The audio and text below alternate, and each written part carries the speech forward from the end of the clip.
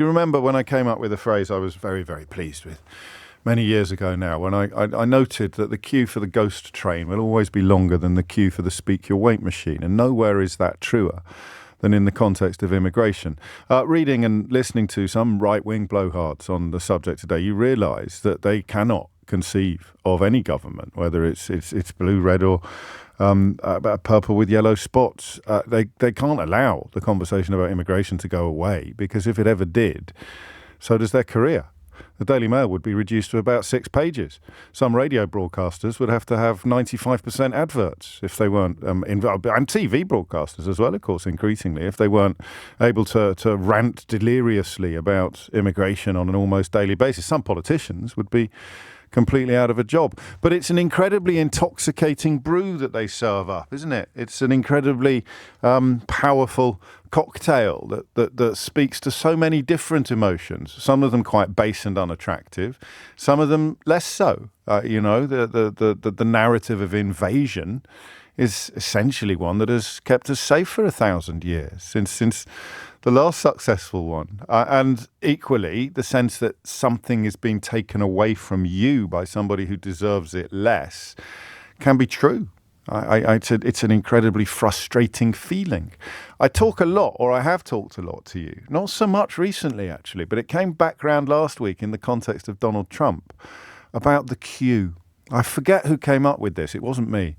I forget who came up with this the first time round, I think, explaining the success of Donald Trump, is that good people who have spent their life queuing up, a very British practice actually, but it holds across other populations because it's a metaphor, queuing, waiting for your return upon your investment, waiting for the other side of the social contract to be upheld. So people who have supported their families, people who have done jobs, worked hard, and in return, what do you expect?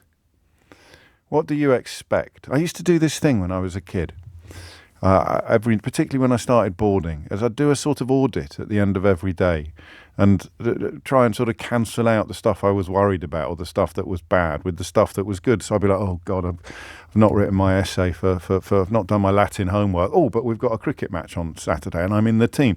It's a slightly odd thing to do. I haven't done it for years, but the idea that the contract is being fulfilled, I'm keeping my side of the contract, and the country is not keeping its, or the government is not keeping its.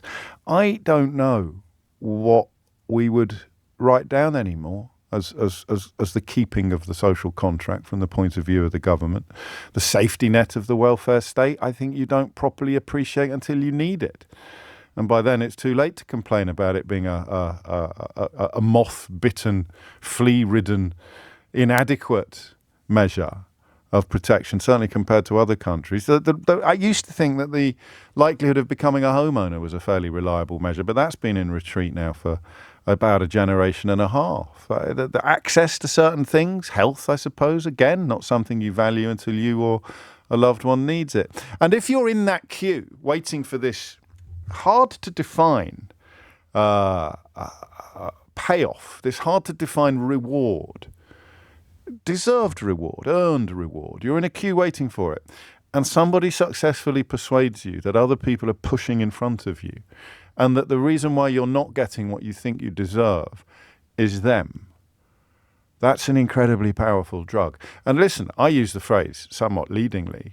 Someone has managed to persuade you that you're not getting what you deserve. I suppose it's possible that it's true on this occasion. You come to the notion that somebody in front, they're pushing in front, they're getting something I don't get. I want you to be completely honest with me. But when you get an impulse of frustration, how often is it informed by foreignness? So even if you find much of the rhetoric around immigration in the right-wing media pretty repellent, and you're worried about the direction that perhaps Keir Starmer has elected to go in this morning, although I think it's a little bit more nuanced than some of the analysis from his critics on his own side allows. How and this is a tough one for people to acknowledge, but if someone annoys you, let's just stick with the queue. Someone pushes in front of you in a supermarket, or somebody, I suppose if you find out somebody's got a job and you'd applied for it and you haven't got it, And if they turn out to have been born somewhere else, if they sound foreign, does it influence your impulse? Does it make you go, oh, that sort of exacerbates my frustration? That adds an element of insult to my injury. How can that job have gone to someone who has got less right to be here than me? That's a really interesting question, one that perhaps we don't ask often enough, because I don't think that makes you a racist. I think that makes you susceptible to racists. Somebody who could, perhaps with a little bit of effort and a magnifying glass, turn you into somebody who thinks that the foreignness of that person is somehow a bad thing rather than just an incidental characteristic. And in fact, even now in the States, you'll see people starting to claim the only reason they got that job was because they are, if not foreign, then from a minority. This fury about diversity, equity and inclusion programs essentially tries to posit the notion that you are being deliberately pushed out of your place in the queue, deliberately overtaken in the queue by people who deserve it less somehow. If I tell you who they are offering refugee status to in Washington at the moment, in the US today, I think, or yesterday evening, they were due to fly in. What section of the world's society do you think that Donald Trump's administration is about to offer refugee status to in a country where immigration is an even hotter potato than it is here? You won't believe me when I tell you, and I'm going to keep that one in my pocket until a little bit later in the programme, because there it all is. There is the conversation. Keir Starmer has effectively, I think, and listen, everything's up for grabs this morning, so correct me if I'm wrong, on 03456060973. Keir Starmer, I think, has decided to address the people in the queue for the ghost train. He has decided to address people whose concerns are informed by the origins of that person over there that's just annoyed them, or indeed the person that's pushed in front of them in the queue. I think traditional left-wing people would rather see blame for dissatisfaction laid at the feet of the people who've got more than they could ever need. But that ship seems to have sailed.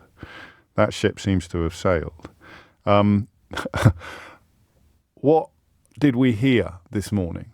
I'm in the curious position of essentially dedicating a radio programme to a speech that you may well not have heard. So why don't we listen to a bit of it, listen to a little bit of what Keir Starmer said earlier today. Migration is part of Britain's national story. We talked last week about the great rebuilding of this country after the war. Migrants were part of that. And they make a massive contribution today. And you will never hear me denigrate that. But when people come to our country, they should also commit to integration, to learning our language. And our system should actively distinguish between those that do and those that don't. Not that big a difference from something that he said on a stage about 5 years ago in 2020. I think Conservatives have created this hostile environment, whether it's Windrush, whether it's the general response to immigration, or whether it's just the way the Home Office make their decisions.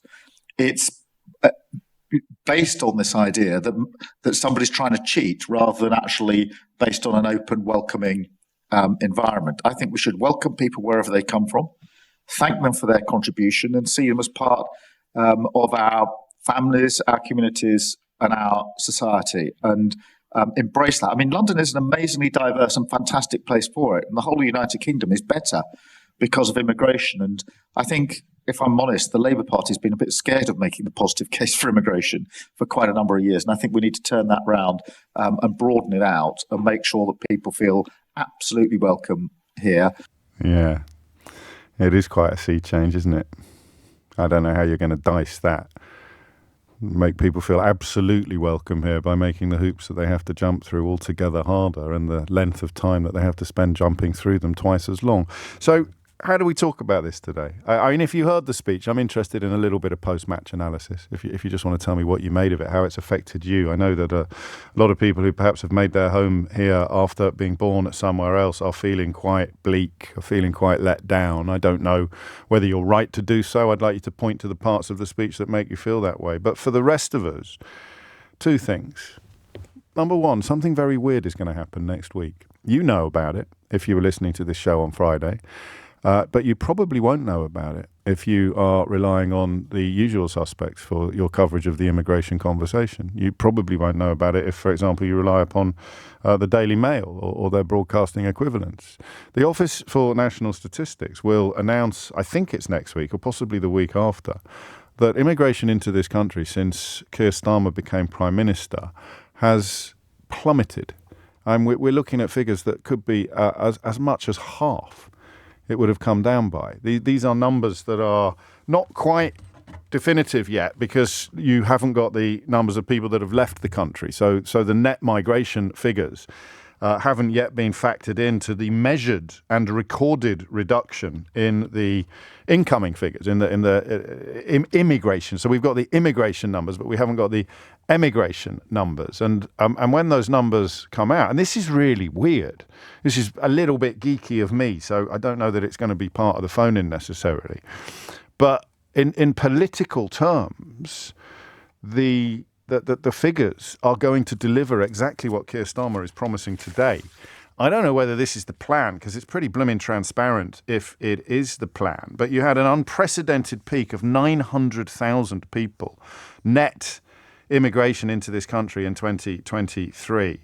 And that figure, net migration in 2025, is probably now running at around half of the figure that Labour inherited in 2024. So that was already down to 730,000. So the figure shows 460,000 fewer visas have already been issued in 2024 than 2023. The figure is going to be less than half of what it was at the peak of 2023. And that is going to be announced next week. And I don't know if it matters. And that's what I want you to tell me. Here's part of the reason why it doesn't matter.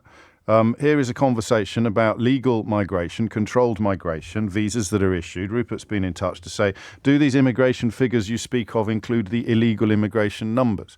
No, Rupert. And that's why I don't think they matter. Because people like you are always going to push your way to the front of the queue for the ghost train. So here is all of the available evidence, but here is a man determined to still be angry, regardless of what is done. I think Keir Starmer could bring it down to 100,000.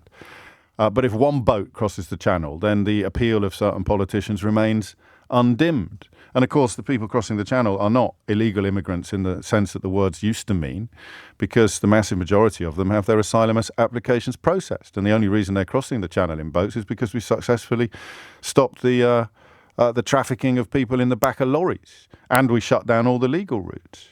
So that bit of and maybe Rupert doesn't speak for a significant swathe of the immigration-obsessed population. Maybe you think people will learn of the massive reduction in numbers. And of course, if it's your job that you're worried about, then it's not illegal immigration that you're worried about. If it's your access to your rewards or the welfare state that you're worried about, then it's not illegal immigration that you're worried about. It is legal immigration. Legal immigration is what affects all of the things that are measurable in this country.